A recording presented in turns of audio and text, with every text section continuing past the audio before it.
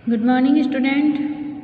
अपन पढ़ रहे हैं अपने हिंदी साहित्य का 12th क्लास में साहित्य का जो हमारा सिलेबस चल रहा है उसमें हमारी बुक चल रही है सरयू, और सरयू का टॉपिक जो हमारा चैप्टर है वो चल रहा है सेकंड चैप्टर तुलसीदास। पार्ट है हमारा मंदोदरी की रावण को सीख। तो ये हमारा चैप्टर काफ़ी बड़ा था, इसलिए 2-3 क्लासेस में ये हमारा पूरा नहीं हुआ। तो आज ये हमारा लास्ट का टॉपिक है, आज ये चैप्टर पूरा हो जाएगा। तो अब हम अपन पढ़ते हैं, इसका लास्ट का ही टॉपिक है, ये एक लास्ट का पैराग्राफ है पदभाग का। अपन स्टार्ट करते हैं उसको। तब बल नाथ डोल नित धरनी, तेज हीन पावक ससी तरनी। मंदोदरी रावण को समझा रही है, अपन ने पीछे सारे पद्य में यही पढ़ा है कि वो उसको बार बार अलग अलग तरीके से समझा रही है कि श्री राम से आप किसी प्रकार का वेर मत कीजिए और सीता को सम्मान सहित अपने पति के घर लौटा दीजिए। लेकिन उसके समझाने के बावजूद भी रावण समझ नहीं पा रहा है। तो आज ये चैप्टर पूरा हो रहा है। यहाँ देखो इसमें क्या बताया जा रहा है कि रावण अब मर चुका है। तब बल नाथ डोल नित धरनी, तब यानी तब, बल नाथ, हे नाथ आपके बल से ये धरती डोल जाती थी। मतलब अब मंदोदरी विलाप कर रही है, रावण मर चुका है यहाँ, और उसकी लाश के सामने बैठी, उसके शव के सामने बैठी वो विलाप कर रही है, और वो कह रही है तब बल नाथ डोल नित धरनी, हे नाथ तुम्हारे बल से, तब बल नाथ, हे नाथ तब तुम्हारे बल से ये धरती डोल जाती थी, यानी कांप जाती थी। तेज हीन पावक शशि तरनी, और पावक यानी अग्नि, शशि यानी चंद्रमा, और तरनी यानी सूर्य।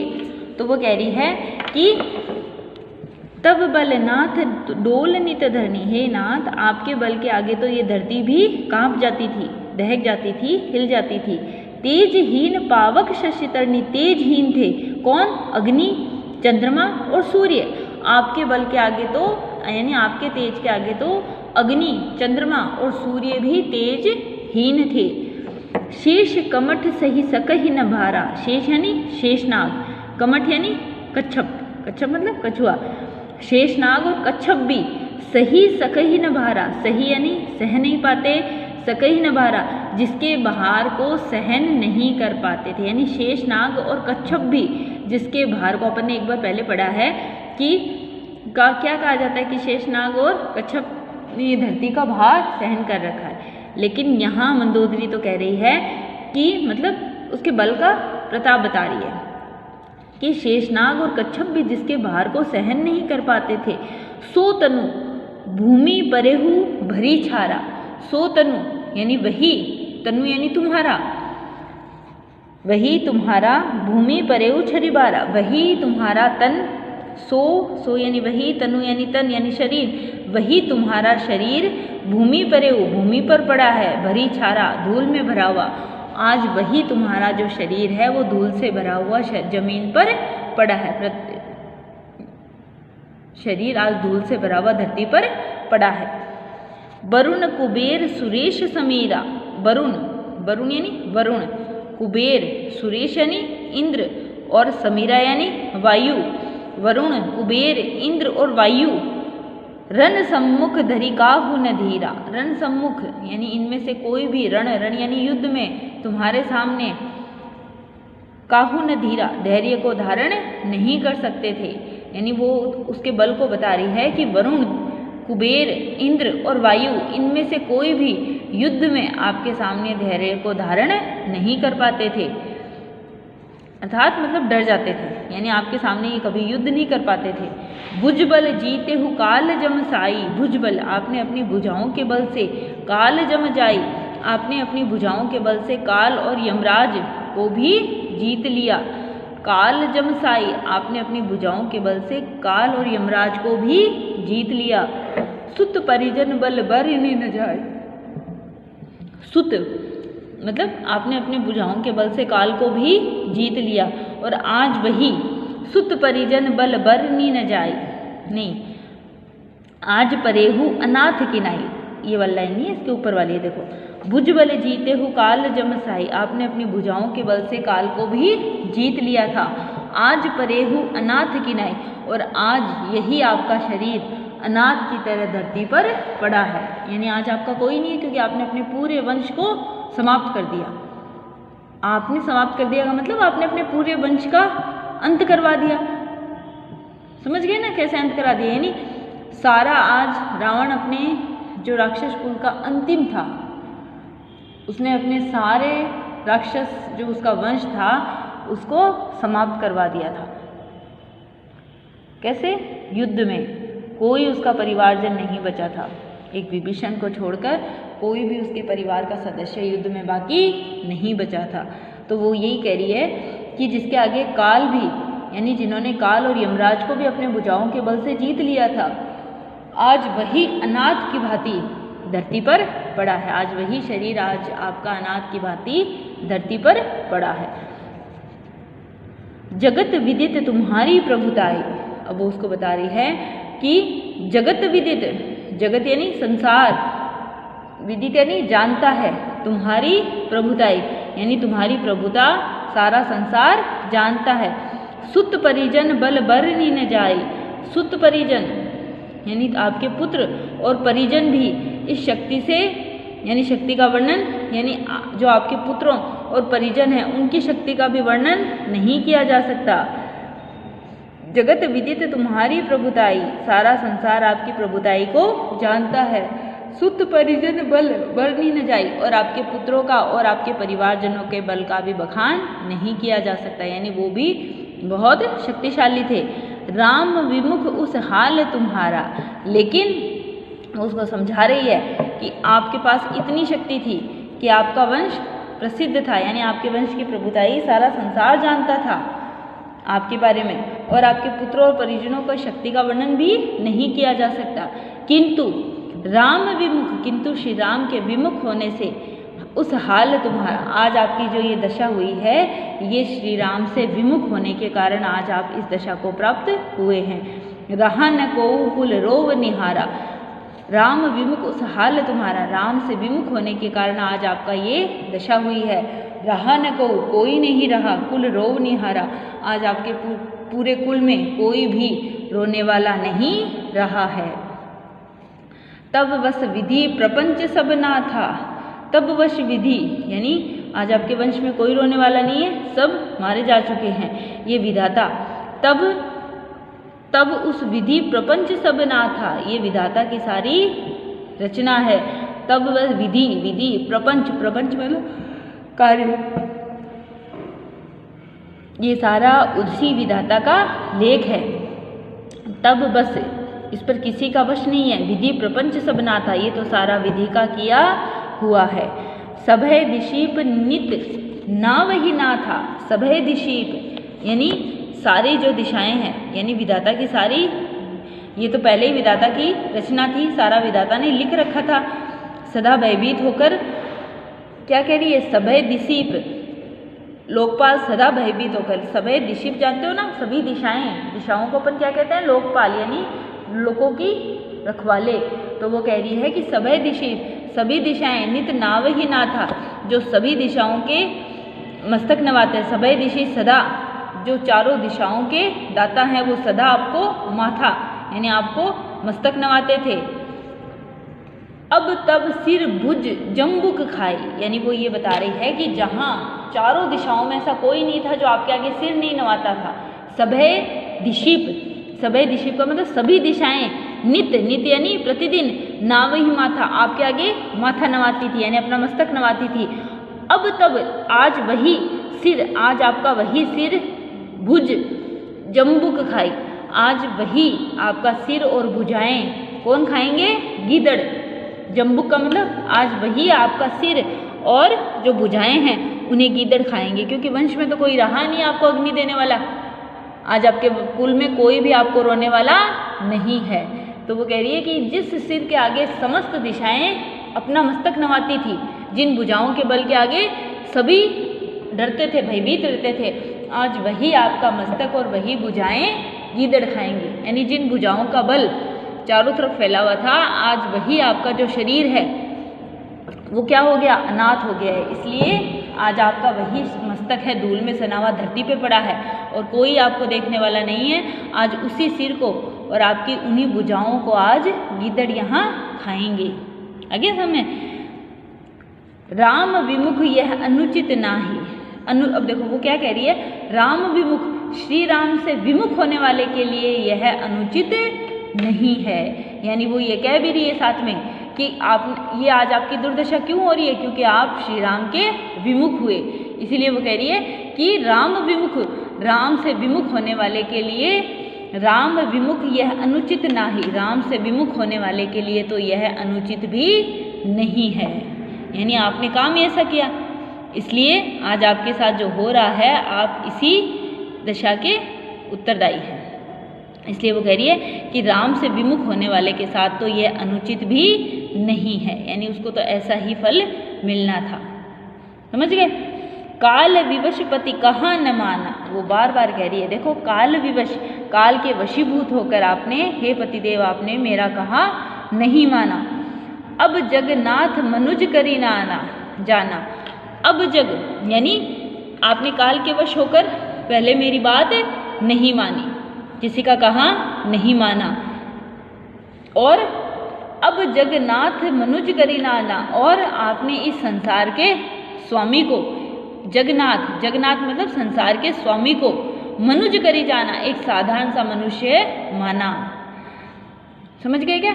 श्री राम के लिए कह रही है कि अब जगन्नाथ मनुज करी ना आना, और आपने मतलब काल के वशीभूत होकर आपने मेरा कहना नहीं माना, और संसार के स्वामी को आपने एक साधारण मनुष्य माना।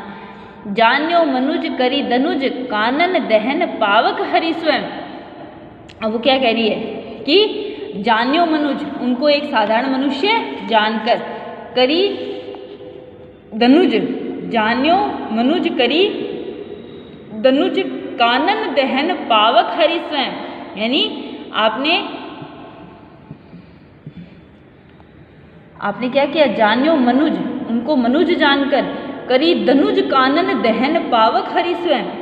एक जो राक्षस रूपी वन को जलाने के लिए जो अग्नि स्वरूप हरि थे, उनको आपने क्या समझ लिया, मनुष्य समझ लिया। यानी आपका जो दैत्य वंश था, राक्षस वंश था, उस राक्षस वंश को जलाने के लिए वो अग्नि के स्वरूप साक्षात भगवान प्रकट हुए थे।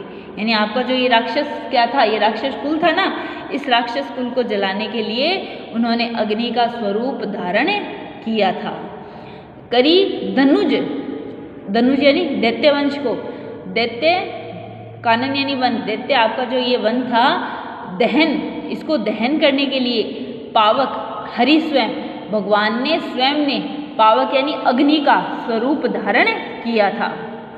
तो आगे के समय जान्यो मनुज करी, आपने उनको मनुष्य जाना। दनुज कानन, दनुज कानन मतलब दैत्यवन, आपका ये जो राक्षस वन था, इस वन को दहन, दहन यानी जलाने के लिए पावक हरि स्वयं, हरि ने स्वयं को अग्नि का रूप दिया था।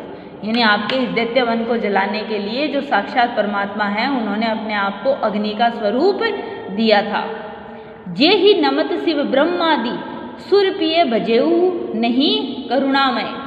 जे ही नमत, नमत यानी नमन करना, उन करुणामय भगवान को, किसको, श्री राम को, शिव ब्रह्मादि, शिव और ब्रह्मा, सुरप्रिय और अन्य जो देवतागण हैं, भजेहु, भजेहु मतलब जिनका भजन करते हैं, भजन करने का मतलब जिनको स्मरण करते हैं, नहीं करुणामय, जिन यानी वो क्या कह रही है कि जे ही नमत, जिसको शिव और ब्रह्मा तथा अन्य जो देवतागण हैं वो भजते हैं, नहीं करुणामय, आपने उन करुणामय श्री राम को नहीं भजा। यानी जिनको तो भगवान भी भजते हैं, जिनको शिव और ब्रह्मा तथा अन्य जो देवतागण हैं जिनका स्मरण करते हैं, आपने उन करुणामय प्रभु का स्मरण नहीं किया।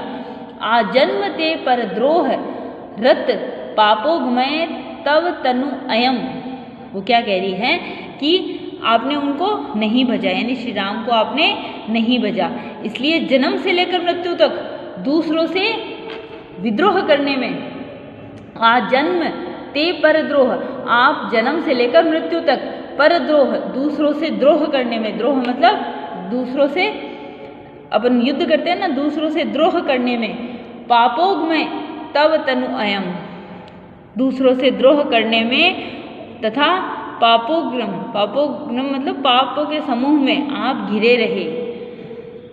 तुम्हें दियो निज धाम राम नमामि ब्रह्म निरामय। अब देखो वो यहाँ क्या कह रही है कि देखो मैं ये यहाँ से आपको पूरा समझा दूँ एक बार, ये पूरा एक साथ ही है, इसको आपको एक साथ समझना होगा। वो क्या कह रही है कि जिनको मनुष्य जानकर आपने उनको मनुष्य जाना, वो क्या थे, आपके इस दैत्य रूपी वन को दहन करने के लिए स्वयं हरि ने अग्नि का स्वरूप पावक यानी अग्नि का स्वरूप धारण किया था।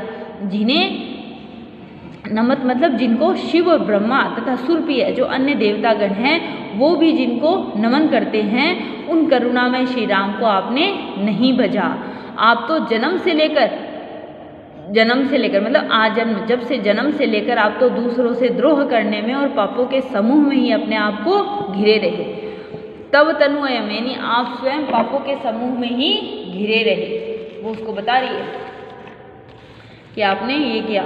तुम्हें दियो निज धाम राम नमामि ब्रह्म निरामय, तुम्हें दियो। अब वो देखो वो क्या कह रही है कि तुम्हें दियो, आपको दिया है, मतलब आप तो पापों के समूह में ही घिरे रहे, आपने उन करुणा में श्री राम को नहीं बचा, लेकिन फिर भी तुम्हें दियो यानी आपने उनके साथ इतना गलत किया, लेकिन फिर भी उन्होंने क्या किया है, तुम्हें दिया है क्या, निज धाम अपना धाम, राम नमामि ब्रह्म निरामय, उन श्री राम नमामि ब्रह्म निरामय। निरामय का मतलब क्या होता है, निरामय मतलब जो सबके लिए रमणीय है। उन्होंने आपको उन निर्विकार ब्रह्म ने यानी आपके इतना गलत करने पर भी श्री राम ने आपको अपना धाम दिया है और करुणामय ब्रह्म को प्रणाम करना चाहिए। अहम नाथ रघुनाथ सम कृपा सिंधु नहीं आन। अहम नाथ ये वो कह रही है कि हे नाथ रघुनाथ सम कृपा सिंधु नहीं आन, उन रघुनाथ यानी उन श्री राम के समान कोई कृपा सिंधु भगवान नहीं है। जोगी वृंद दुर्लभ गति तो ही दीनी भगवान, जो बड़े बड़े जोगियों के लिए, जोगियों मतलब जो उनको नमन करते हैं, जो बड़े बड़े योगी हैं, जो उनको बसते रहते हैं, उन रघुनाथ के समान कृपा सिंधु कोई दूसरा नहीं है। उन भगवान ने आपको वो गति दी है जो योगियों को भी दुर्लभ है। जोगी वृंद दुर्लभ गति, जोगियों को भी जो गति दुर्लभ मिलती है तो ही दीनी भगवान, वो आपको भगवान ने दी है, यानी आपको श्री राम के हाथों वो गति प्राप्त हुई है जो बड़े बड़े योगियों को, जो बड़े बड़े जोगियों को भी प्राप्त नहीं होती है। अब देखो मैं इसको इतने को एक साथ आपको बता दूं, वहाँ तक आपको आ गया कि तुम्हें दी, कह रही है कि आपको दिया है उन कृपा सिंधु भगवान ने अपना धाम, तुम्हें दियो निज धाम, आपको अपना धाम दिया है। राम नमामि ब्रह्म निरामय, मैं उन राम नमामि उन राम को नमन करती हूँ, ब्रह्म निरामय उन करुणामय ब्रह्म को मैं नमन करती हूँ। हे नाथ अहम नाथ श्री रघुनाथ के समान कृपा सिंधु, अहम नाथ रघुनाथ सम कृपा सिंधु नहीं आन। हे नाथ उन श्री रघुराम यानी उन श्री राम के समान कृपा सिंधु कोई दूसरा नहीं है। उन भगवान ने सम कृपा सिंधु नहीं आन, उनके समान कोई कृपा सिंधु कोई दूसरा नहीं है। उन्होंने आपको वो गति दी है जो बड़े बड़े योगियों को भी दुर्लभ है। आ गया? आपको उन्होंने वो गति दी है जो बड़े बड़े योगियों जोगियों के लिए भी दुर्लभ है। अब देखो श्री रामचरितमानस की रचयिता कौन है? तुलसीदास। मंदोदरी किसकी पत्नी थी? पता ही है, रावण की। रावण को लंकेश क्यों कहते हैं? क्योंकि वो लंका के अधिपति थे। और मंदोदरी ने रावण को किससे वैर न करने की सलाह दी है? श्री राम से। और क्या, रावण किसका अपहरण करके लाए थे? सीता का। कवि ने श्री राम और रावण में किस प्रकार का अंतर बताया है? वैसा ही जैसा सूर्य और जुगनू में होता है। रावण ने सीता हरण क्यों किया था? अब देखिए, रावण ने सीता हरण क्यों किया था? जो हमारी कथा है, रामायण कथा है, इस रामायण कथा के अनुसार जब सीता और लक्ष्मण श्री राम के साथ कहाँ रह रहे थे, पंचवटी में, तो वहाँ रावण की बहन थी शूर्पणखा, वो एक बार वहाँ आई थी, उधर से गुजर रही थी, तो उसने राम लक्ष्मण को देखा और उसकी इच्छा हुई उनसे विवाह करने की। तो वो पहले राम के पास प्रस्ताव देखो मैं आपको एक कहानी के रूप में बता रही हूँ, आपको शॉर्ट लिखना है। तो शूर्पणखा को जब लक्ष्मण ने उनको मना कर दिया था, तो वो इससे क्रोधित हो गई, क्योंकि उस समय उनमें ये था कि मैं तो लंकेश की बहन हूँ, मेरे को कोई कैसे मना कर सकता है। तो अपने इस अपमान का बदला लेने के लिए उसने रावण को जाकर सीता का हरण करने के लिए कहा कि वो जो रानी है वो तो यहाँ महल में आपके पास होनी चाहिए। तो रावण ने सीता का हरण कर लिया।